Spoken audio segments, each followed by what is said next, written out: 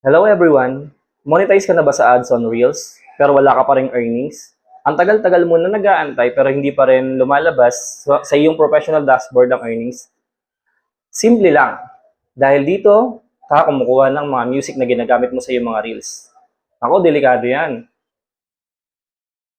Halika, ituturo ko sa inyo kung saan na may legit at no copyright ng mga music background para magamit mo sa iyong mga Reels. Para, pag dumating sa point na marami ka ng views, magkaroon ka ng earnings. Tara, ituturo ko sa inyo, samahan niyo ako. Open ka lang ng Facebook application sa inyong mga cellphone. And then sa search bar ng Facebook application, i-search nyo Creator Studio.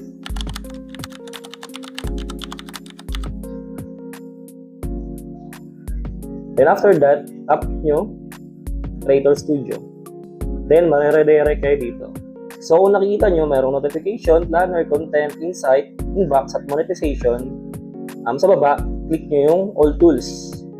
Then after that, slide nyo lang sa left. So ganyan lalabas, advertise, engage audience. Sa baba, i-click nyo yung sound collection.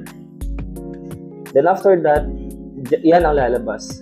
So dito kayo makakakuha ng mga legit at no copyright na sound collection para sa inyong mga reels na gagamitin yung background music.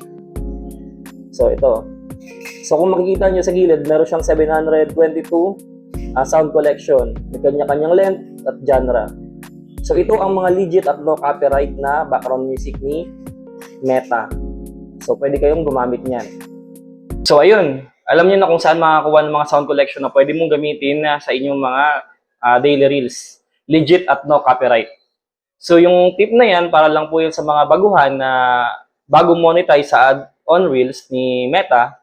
At sa mga nakakaalam na po niyan, pwede nyo pong ituro yan sa mga kaibigan, sa kakilala natin na nagre-reels na bago monetize din para magkaroon po sila kaagad ng earnings at hindi na nila maisama sa kanilang mga reels ang mga may copyright na background music na gagamitin nila.